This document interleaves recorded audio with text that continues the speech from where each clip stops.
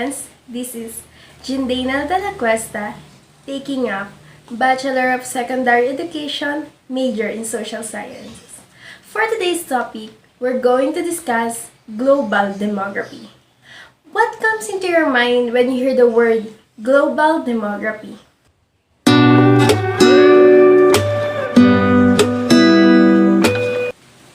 Global demography is divided into two words, global and demography. When we say global, according to Oxford Dictionary, it is relating to the world or embracing the whole or something. Demography, from the word demos and graphos. When we say demos, it means people, and when we say graphos, it means to write. Demography is the study of statistics such as births, deaths, income, or the incidence of disease, which illustrate the changing structure of human population according to Oxford Dictionary. Do you know who coined the term demography?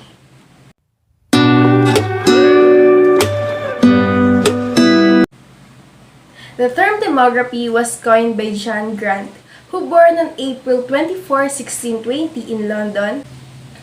In fact, John Grant is the most influential person in London. He died on April 18, 1674 at the age of 53.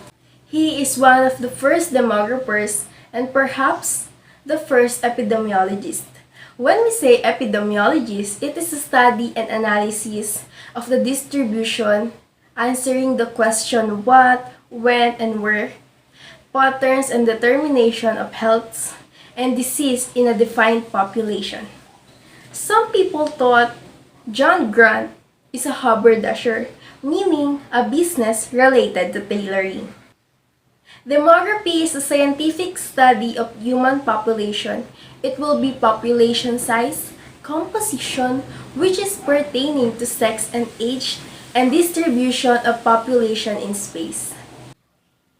When we say population size, according to LiberText Dictionary in 2020, it is the number of individuals in a given population.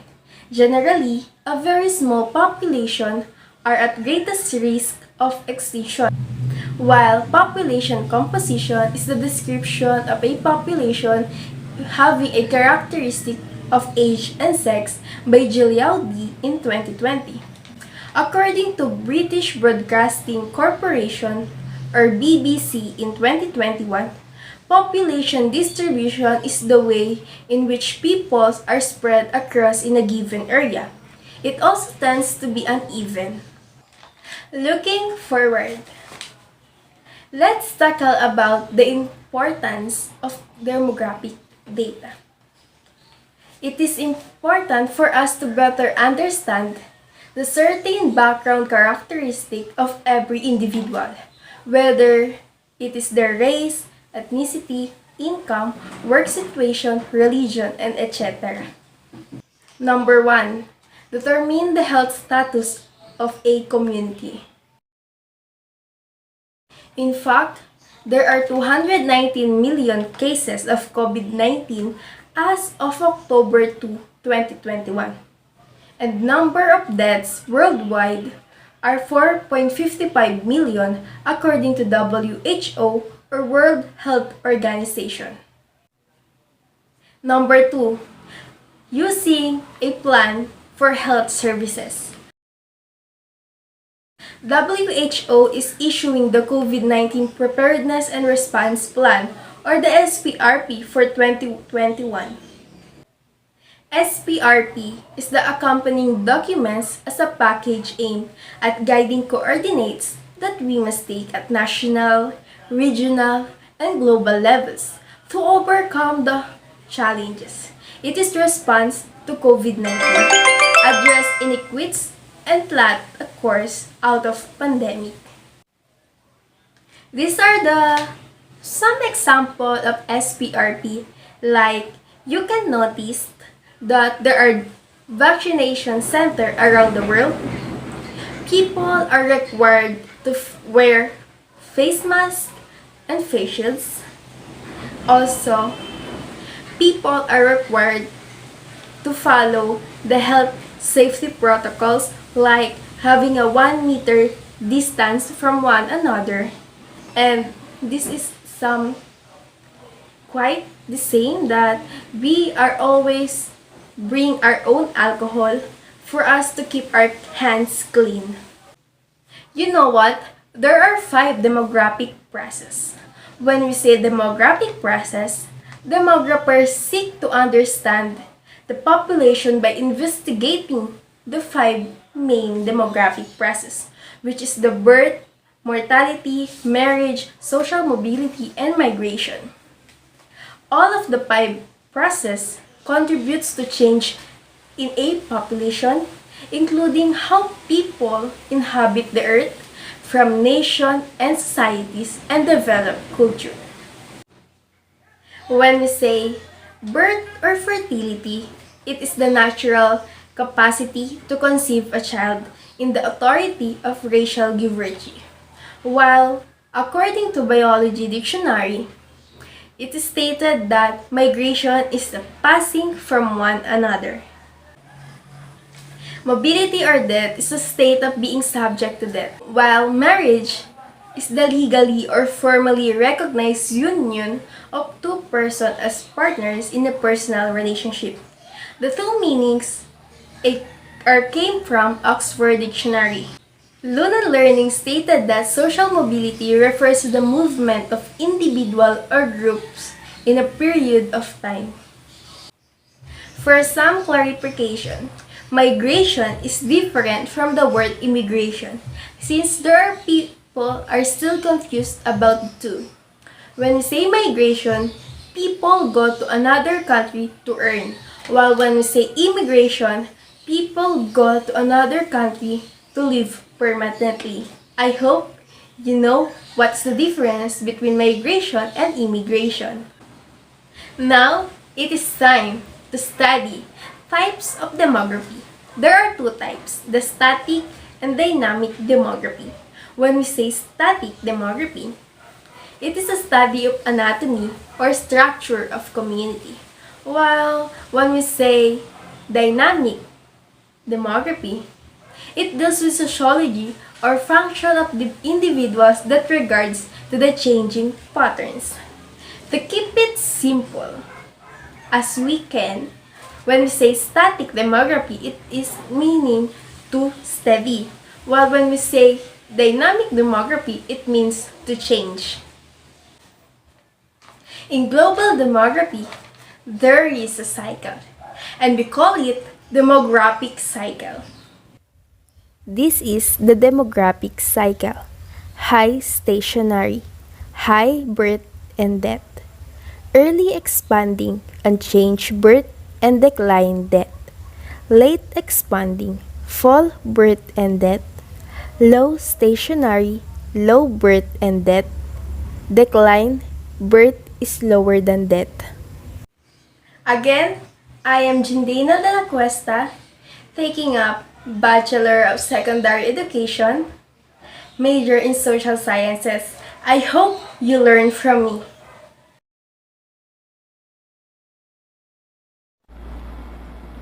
Hi everyone, I am Kenneth A. Dakusay, currently taking Bachelor of Secondary Education, major in English. So today, we're going to talk about methods of data collection, primary and secondary data, and global demography.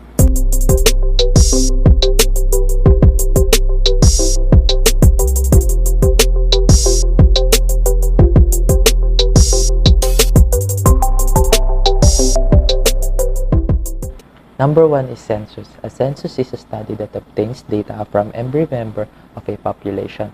Number 2 is a sample survey. A sample survey is a study that obtains data from a subset of a population. So, ang pinagkaiba ng census at ang sample survey ay ang halimbawa, kailangan natin mag-obtain ng data from first-year college students. So, if we're going to use the method of census, we're going to collect data from the whole first-year college students as in lahat. So, ang pinagkaiba naman ng sample survey is we can focus on one specific subject or group, like halimbawa ng first-year college students na major in English or major in social science. So, census in most studies is not practical because the cost or time required. So, hindi siya masyadong ginagamit tong census dahil nga mas matakaw siya or mas mahabang time ang kailangan para ma-conduct itong census na to rather than sa sample survey. Both experiment and observational study attempts to understand cause and effect relationship. Ang pinagkaiba nga lang ng dalawang ito, sa experiment, the researcher has the control how subjects are assigned to groups and which treatment each groups receive. While sa observational study naman, ang researcher ay walang control about how subjects are assigned to groups or which treatment each group receives.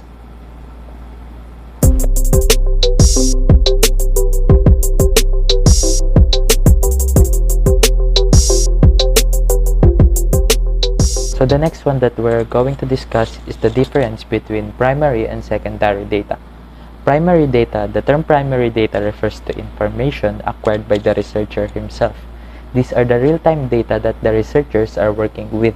So for example, I am researching for about a specific topic. So the data that are collected by myself through the use of methods of data collection are the ones called primary data. So ang pag-collect ng primary data is much more expensive and more time required rather than the secondary data. So, ano nga ba yung secondary data?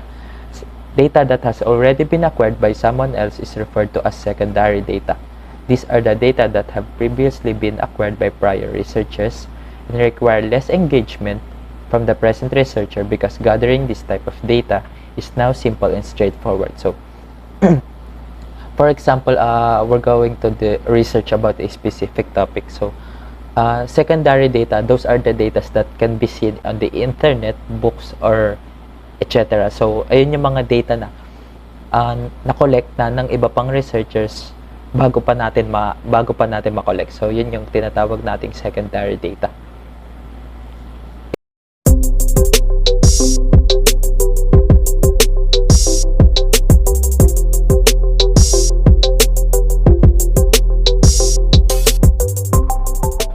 So the next topic that we are going to discuss is global demography. Basically saying demography is the study of human populations. If we're going to add the word global, it means we are going to study human populations globally.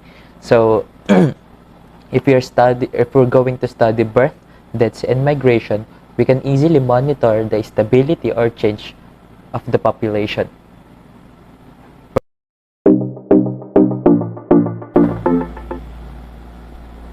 So the next topic that we are going to discuss is demographic transition.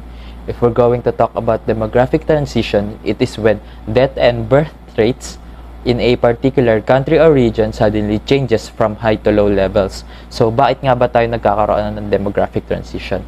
The rise in demand for human capital and its impact on the decline in the gender wage gap is the reason why there is demographic transition. So there are situations and phenomena in some countries na nagre-require sila or kailangan nila ng high demand for human capital kaya nagkakaroon ng demographic transition.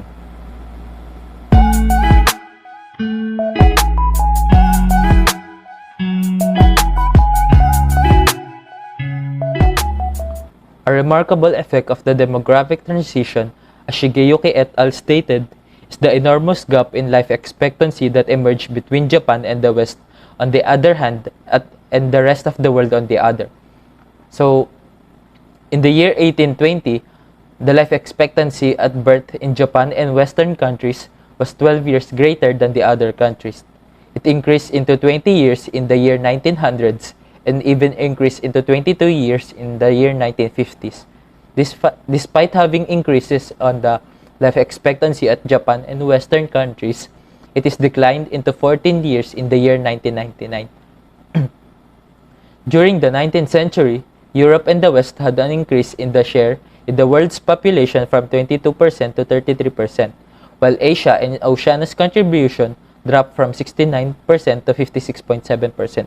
So, ang dahilan ng pagkataas ng share ng world population ng European and Western countries, it is because of the sudden growth of fertility rate in their countries, while Asia and Oceania's contribution dropped from 69 to 56.7% because of the because of the decline of childbearing on their countries in the said years.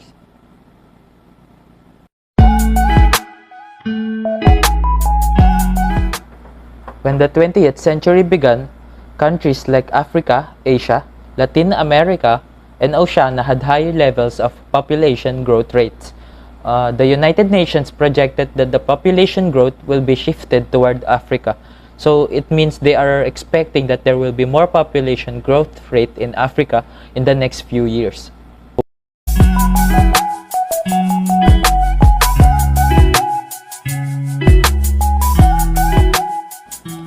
The dependency ratio in Japan dropped because there is a decline in childbearing and they experienced low fertility rates in the year 1950s. So, next one. The developing countries like India and the Philippines had higher dependency ratios than the West in 1900s. So, bakit nga ba mas mataas ang dependency ratio ng ating bansa kaysa sa Western countries? The reason is there is a decline in infant and child mortality rather than the Western countries, while at the same time, we had an increase in fertility rates. So, if we're talking about decline in child and infant mortality, we're talking about death rates. So, we have less death rates than the Western countries in the year 1900s, and that is the reason why we have higher dependency ratios than the Western countries.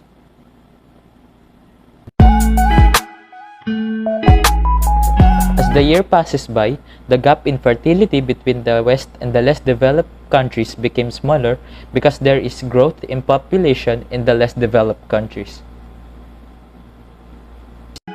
Good day everyone, my name is Chris Anditangan, Bachelor of Secondary Education, major in Social Studies. And today I will discuss my topic about perils of overpopulation.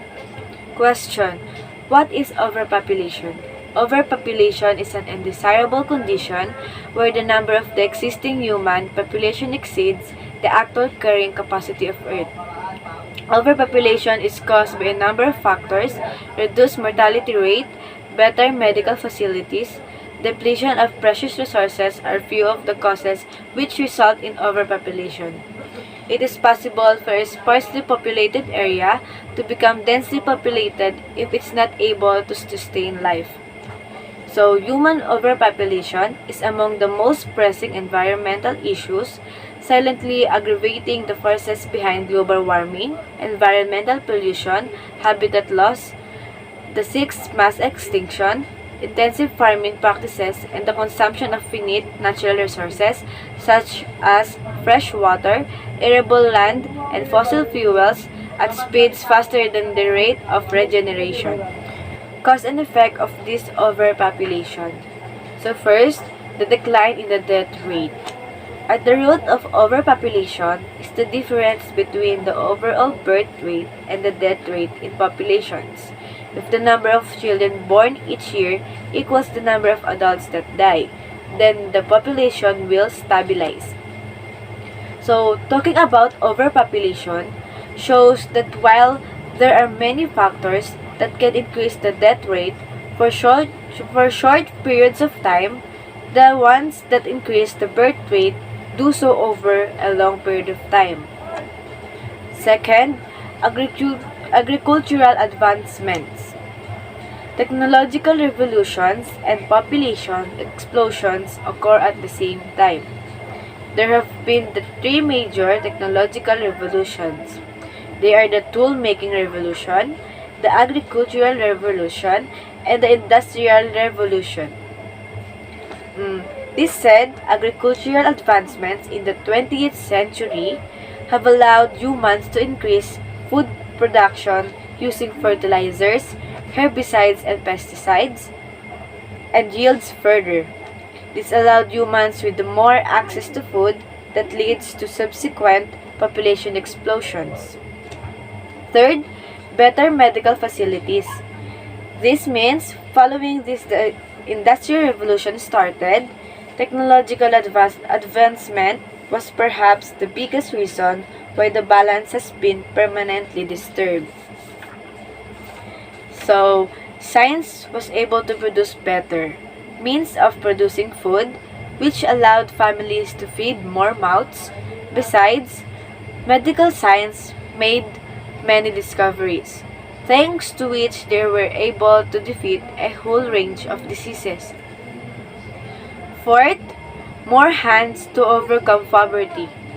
However, when talking about overpopulation, we should understand that there is a psychological component as well. Poverty is considered as the leading cause of overpopulation.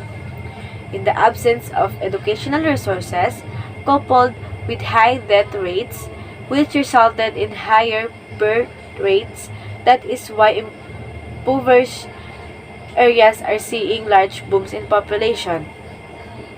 For thousands of years, a very small part of the overpopulation had enough money to live in comfort. The rest faced poverty and would give birth to large families to make up for the high infant mortality rate. The fifth causes of overpopulation is child labor. It is no less than a tragedy that child labor is still in practice extensively in many parts of the world. As per the UNICEF, approximately 150 million children are currently working in countries having few child labor laws. The children being seen as a source of income by impoverished families begin work too young and also lose the educational opportunities reflected, particularly when it comes to birth control. The last one causes is lack of family planning. Most developing nations have a large number of people who are illiterate, live below the poverty line, and have little or no knowledge about family planning. Besides, getting their children married at an early age increases the chances of producing more kids. So those people are unable to understand the harmful effects of overpopulation, and lack of quality education prompts them to avoid family planning measures. So next, the fatal effect of overpopulation. First, depletion of natural resources. It means the effects of overpopulation are quite severe. The first of this is the depletion of resources. The earth can only produce a limited amount of water and food, which is falling short of the current needs. Most of the environmental damage seen in the last 50-odd years is because of the growing number of people on the planet. They include cutting down forests, hunting wildlife in a reckless manner, causing pollution, and creating a host of other problems. Second effect, degradation of environment. With the overuse of coal, oil, and natural gas, it has started producing some serious effects on our environment. Besides, the exponential rise in the number of vehicles and industries has badly affected the quality of air. Third, conflicts and wars. Overpopulation in the developing countries puts a major strain on the resources it should be utilizing for development. Conflicts over water are becoming a source of tension between countries, which could result in wars. It causes more diseases to spread and makes them harder to control. So last one, rise in unemployment. When a country becomes overpopulated, it gives rise to unemployment as there are fewer jobs to support a large number of people.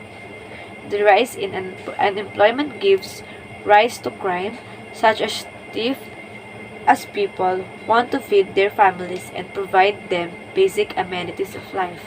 So last, I will discuss the incredible solutions to overpopulation. First, better education.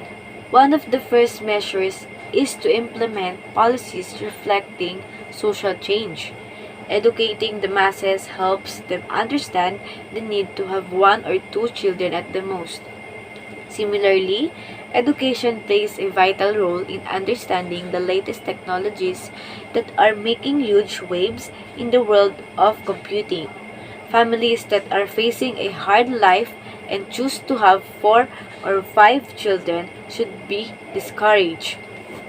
Second, education for girl child. Currently, over 130 million young women and girls around the globe are not enrolled in school. The majority of these l- live in male-dominated societies, particularly in sub-Saharan Africa and South and West Asia. That does not give women equal right to education as men. Entrenched gender norms and child marriage further disrupt their access to education.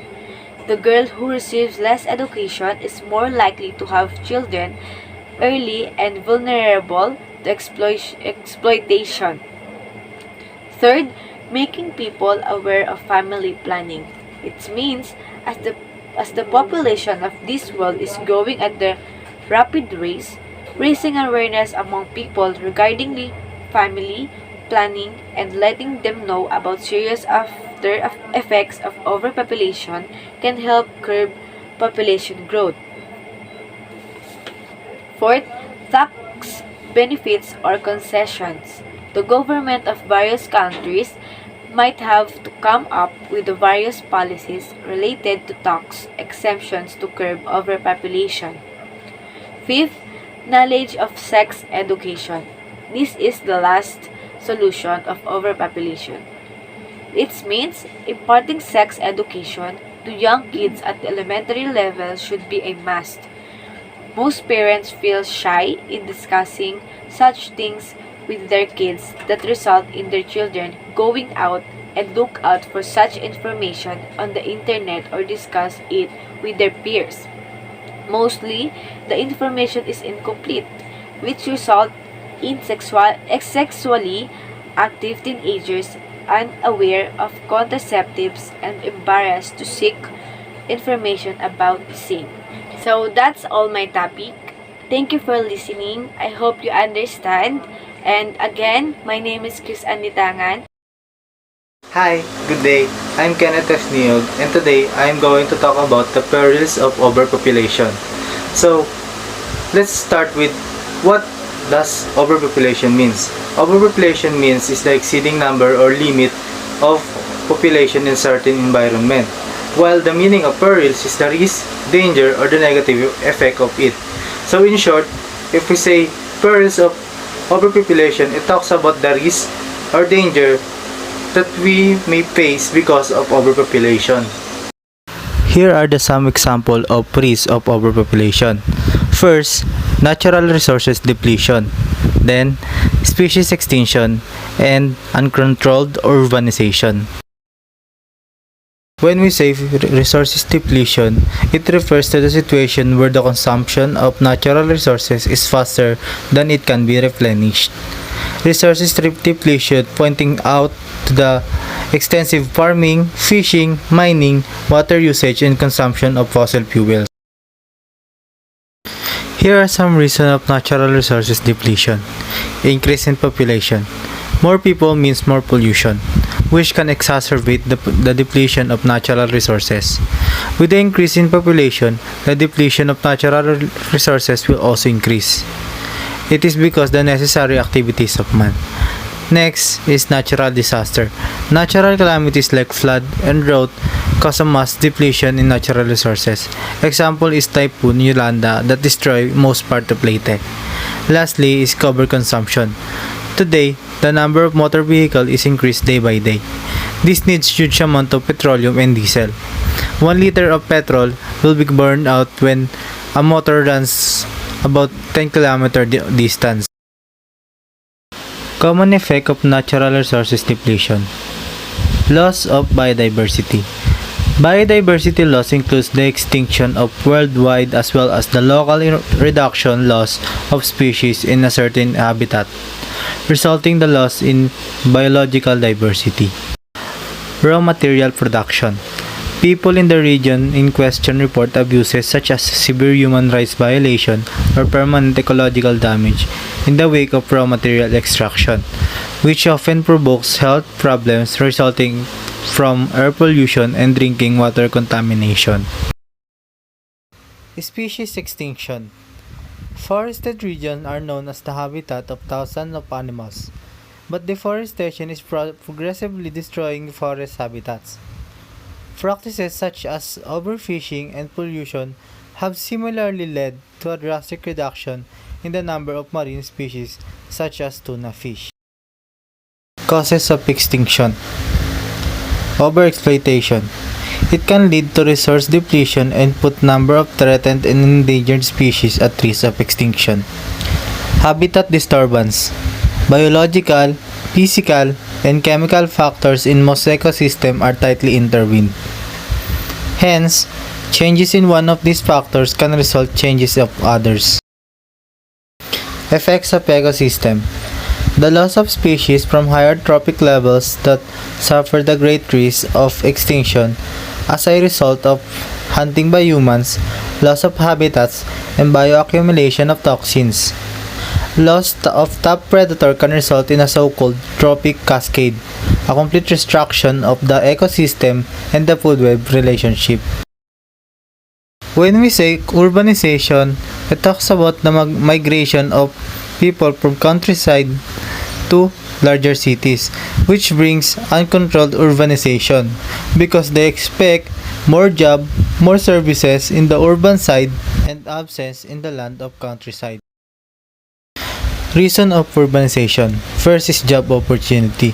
People tend to go to cities in order to find or to look for job opportunities because rural areas are commonly only focused on farming in contrast to countless business sectors in chief cities. Next is better services in cities. Cities offer more better services in terms of medical, educational, and etc. Effects of urbanization. In terms of education, the student needs to suffer from overcrowded classroom. That became the reason of the drop of educational system in our country.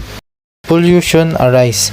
Poisonous gases coming from vehicles result in acid rain that damage trees, buildings, and can kill fish in lakes and rivers. Rivers can also be polluted by industrial waste.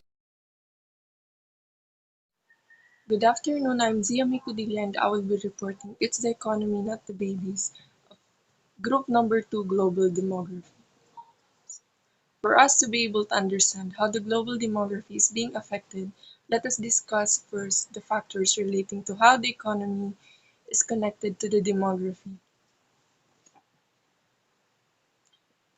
Number 1, population growth depressed the living standards. Given that there is a fixed quantity of land, population growth will eventually reduce the amount of resources that each individual can consume, ultimately resulting in disease, starvation, scarcity, and even poverty. Because the land cannot and its resources cannot support the growing population. The size are not proportional to each other. Number 2, quantity versus quality. How family sizes affects investment. Let us hypothesize first that larger families have fewer aggregate resources and fewer resources per child. Because larger families spread their resources more thinly to support more children. What if the case is you do not have enough investments and savings to support the growth of the child? This results in low quality education or no quality at all. Health expenditures, yearly checkups and health matters. The future potential of each child. And that falls into economic development because rapid population growth in poor areas would divert the scarce capital away from savings and investment, placing a drag on economic development.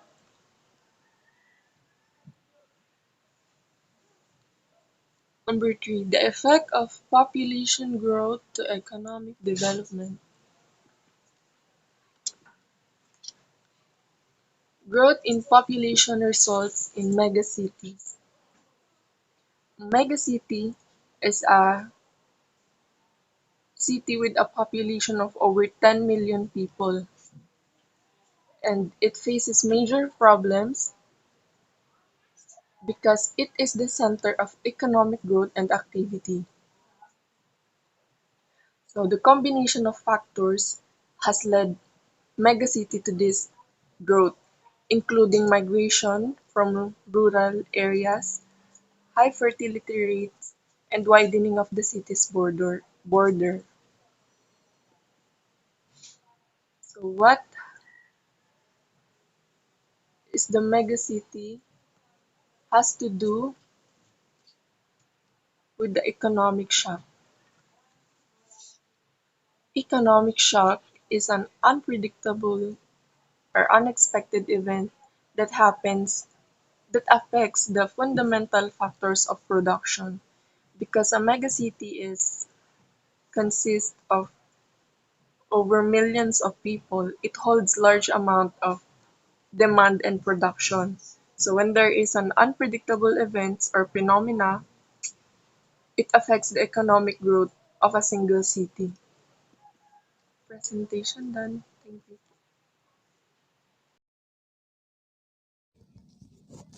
Good day everyone, my name is Catherine Mitra de Chavez. I am going to video report about feminist perspective in our education. Feminism makes several contributions to our understanding of society. So in this video report, I am going to examine those. First, it helps to explain patterns of achievement by different genders, focusing first on the historical underachievement and in more contemporary way that improves in goals achievements on over the last 40 years. Second, contribution is the experience of different genders and education that now experiences are term that has been used on several papers since the launch of the new specifications sa taon ng 2015 and it refers to many different aspects of a student's times, education, self-esteem, objectification, identity, information.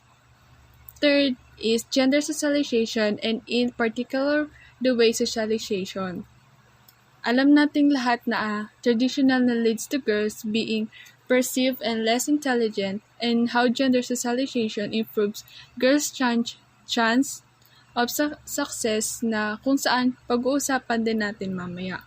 Fourth one is formation of gender identity kung paano ang mga paaralan can shape the gender identity and influences. It has on defining go to our gender identity and last but not the least, finally subject image and career choices, another area where feminist approaches have made significant changes that have impacted on girls' experience of education and their career prospects.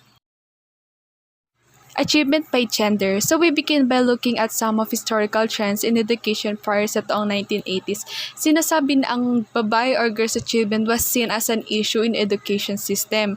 Not much was expected of girls in the way of achievement with general assumption and many girls would go on leave school and go into the traditional expressive role. The first part, sharp study highlights sa tayong mga babae having aspirations to marry and have a children. Those girls did not go into applicable would most likely end up working in lower paid sector na parang hanggang dito na lang ang capabilities natin mga babae at dito lang ang kaya natin gawin. Experience different gender on our education. However, feminists would still challenge that education is partial and not equal. This in part is due to the negative experience of females in the education system at kung paano tayo mga babae as girl issues are either collected or seen as secondary to boys issues. Halimbawa, mga nangyari sexual harassment in school is often not treated with the seriousness they would be treated within the workplace attitudes of boys. Will be boys privileged in some areas with the some teachers unwillingly to fully challenge sexist behavior from male to female students. Gender socialization. Feminism is also examining the global gender socialization, its impact on educational achievement of girls. Feminists suggest that gender socialization appears to put girls at disadvantage in society as socializing to being passive obedience and And subservience, which allows ang mga guro at ang mga parents na exercise greater control over them, girls providing with us freedom in comparison to boys with controls on their time, space, and bodies. Formation of gender identities. Feminists also are concerned with the role of school play in the formation of gender identities. Many will criticize education for enforcing traditional stereotypes of gender identity onto girls. While there in education system, this is achieved through enforcing uniforms regulations nang ibig sabihin na that girls needs to conform to feminine or passive gender identities. Gender subject image. Subject image that have also been examined by feminists in education, the traditional male domains of maths and science and feminine domains of arts and humanities. Sa part na to, nasa education, usually kinukuha ng mga lalaki ang more difficult na study for them to code more smarter than women. And sa mga babae ang mas less difficult na napag-aaralan dahil predicted na before na magiging housewife lang daw ang mga babae. And last, for evaluations. So despite the progress that feminists have made in changing aspect of education system and improving goals achievement, gender inequality remains in wider society. The glass ceiling kung saan mas ina-acknowledge barrier to advancement in professions, especially affecting women and members of minorities, which is still evident, and with the gender pay gap only narrowing slightly, there is still much progress to be made. Of course, liberal feminists would suggest that progress has been made and they would be correct, but not perhaps at that desired pace. And that's all concludes in our topic video reporting about feminism in our education. So hello, I'm Dean Francisco and I'm about to report global demography population growth. So first off, we will define the term. What population growth means is it refers to the change in size of a population which can be either positive or negative over time depending on the balance of births and deaths. So basically, ito lang pagbabago sa population natin, diba? In a certain country or as a whole sa world. Now, meron tayong factors affecting sa population growth natin. Merong 4. First one is birth rate. Ibig sabihin lang yan ay yung number of live births natin per year per 1,000 population, which is the opposite naman ng death rates. The deaths naman siya per year din on a per 1,000 population din siya. So immigration, basically the difference in them is that immigration is going into a population, therefore increasing the density of the said population. Na opposite naman yan ng emigration na leaving a certain population that results to the decrease of the said population. So basically, immigration is going in, emigration is going out. So ito, current population and growth rate naman globally ng world. So makikita natin sa graph na to na kinuha ko sa World Bank or by year 2019 nag-stop siya. The world has about 7.7 billion population the year 2019. Ngayon, makikita natin dito na bumababa yung growth rate. May increase pa din yan, pero yung increase na nangyayari mas lumiliit lang habang tumatagal. Ganun lang siya. Increase pa din yan, kaso per year mas lumiliit yung increase na nangyayari. Ganun lang siya. Now next, we have few trivias lang naman. First, ang pinaka-populated nating country in the whole world is China, followed by India, closely followed by India, then large margin gap sa USA, and then Philippines I've included with 108 million population. Ngayon, sabi nila, by year 2024 daw, there is a chance that mauunahan na ng India yung population ng China dahil mas mabilis silang dumami. Ganun sila. Ngayon, sa China naman, popular na yung one-child policy, pero wala na siya, hindi na siya batas. If I'm not mistaken, year 2016, tinanggal na siya. And then, kaya naman kasi yun ginawa and established is to combat the possible negative effects of overpopulation sa China, economic nila, and their country as a whole. So, few cause and effects in growth lang naman of population growth. Sa cause, una niyan, yung falling mortality rate. ang main cause kasi ng falling mortality rate is yung pagtaas ng life expectancy ng world dahil nga sa technological advances natin, nakakapag-develop tayo ng gamot, ng more technology to save people's lives. Therefore, nas napoprolong yung life nila, bumababa yung mortality rate kasi nga mas onti yung namamatay. Sa underutilized contraception naman, basically ito lang yung hindi nagagamit ng mabuti or hindi na-inform yung mga tao ng halaga ng contraception at family planning, na connected naman sa poverty kasi nga sila kadalasan they don't have the luxury or the opportunity to study these things na hindi naman, kumbaga, hindi well known sa kanilang sector. Ganun siya nagko-contribute kasi 'di ba kadalasan yung mga nasa poverty sector sila yung magkakaroon masyado ng madaming anak, ganun, wala silang control. Now, sa effects naman, we have ecological degradation. Basically, ito yung mga activities na sumisira sa environment such as deforestation, industrialization, pollution, and yan nagpo-fall under. Na connected naman sa high risk of disasters kasi nga 'di ba yung result ng climate change, umiinit yung earth, tumalakas yung typhoons, yung storms na dumadating sa atin, ganun. Tapos dito naman sa pandemics kasi yan, with larger population kasi the harder it is to control the spread of a virus. Ganun lang yun. Now sa increased conflicts naman, connected siya sa population growth dahil sa natural resources siya nagfo-fall under. Dahil for example, sa West Philippine Sea, di ba? Nagkakaroon tayo ng conflict doon dahil yung natural resources natin ay nagagamit or kumbaga hindi naman kinukuha din ng China. Yun ang ano niya. Dahil nga yung resources nila sa country nila ay affected ng large population nila dahil mas mataas yung demand na hinihingi ng country nila.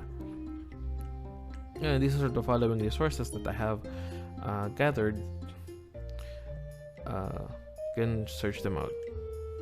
Yun lang. Thank you. Good day everyone. My name is Glyza Hermosa, BChed student, and I'm here to discuss about food security. Means that all people at all times have physically, social, and economic access to sufficient, safe, and nutritious food, meet their food preferences, and dietary need for an active and healthy life. As we all know, one of the top concern of our country is food security. So ano nga po ba yung problema ng food security natin sa our country? Secured po ba yung country natin sa pagkain? So, let's discuss about the factors affecting food security. We have 3 factors affecting food security. One is the population growth. Number 2 is increasing cost of food. Number 3 is poverty. Factors that affecting food security. Number 1 is population. Nakakaapekto din po sa ating food security ang population. Bakit po? One of the factors that affecting the food security in our country because of increasing the population growth often drive up demand for food, which is typically result in additional use of arable land and water. The Food and Agriculture Organization project that by 2050, population and economic growth will result in doubling demand for food globally.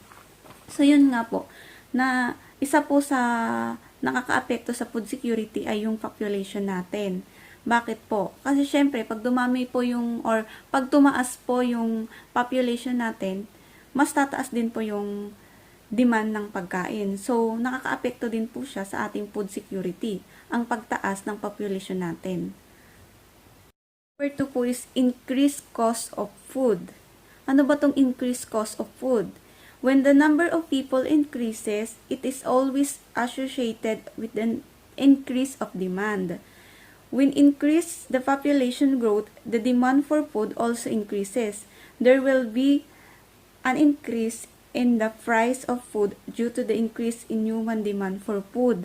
So, ayun na nga po, kung tataas po yung population natin, syempre, baka magkulang na yung pagkain. So, pag magkulang na yung pagkain at tumaas yung demand ng pagkain, so doon na po papasok yung mataas na presyo ng pagkain. Po is poverty. Poverty for people who are under normal market condition, able to eat enough, may be unable to afford the food they need when the prices high. The quality of food that people can access is also important, particularly for the poorest people. When food prices rise, all the real incomes of poor people fall for other reason, there are risks of hidden hunger. So, yun na nga po. Kapag syempre, nagmahalan yung presyo ng pagkain, syempre yung mga tao hindi na, or yung mga mahihirap na tao na hindi na maka-afford ng sobrang mahal na pagkain, marami na pong magugutom. So, yun po yung tatlong factors na nakaka-apekto sa food security natin. Ito yung population growth, increased cost of food, at poverty. Kung mapapansin nyo po, yung population at saka yung food security, lagi po silang magkasama. Kasi nga po, pag mag-increase po yung population natin, tataas din po yung demand ng pagkain natin. So, yun na nga po, hindi lang po tayo ang nakakadanas ng pagkagutom. Meron din pong ibang bansa na nakakadanas ng pagkagutom tulad ng Africa. Nakakadanas din po sila ng pagkagutom ngayon. Dumadami ang tao, dumadami din po yung families na walang makain o walang resources para sa pagkain nila. At isa sa mga growing concern is yung food crisis natin. Lalong-lalo na, especially sa panahon ngayon nagka-COVID, lumalala po yung food crisis natin at maraming nagugutom. So, syempre po, yung solusyon, nasa atin din po yan. Syempre, kung alam mong wala tayong resources, wala tayong masyadong resources, huwag na po tayong magpadami ng babies. Para, syempre po, mapokusan natin yung ano lang nandyan sa family natin. Kasi, kung padami tayo ng padami ng babies, syempre, madami din yung bibili nating pagkain. So, kung wala tayong resources, paano na? Magugutom na tayong lahat. Or magugutom na yung mga baby na andyan. So, dun pumapasok yung poverty at saka hunger. So, yun lamang po yung citation ko sa report na to. Sana po may natutunan kayo. And good day everyone.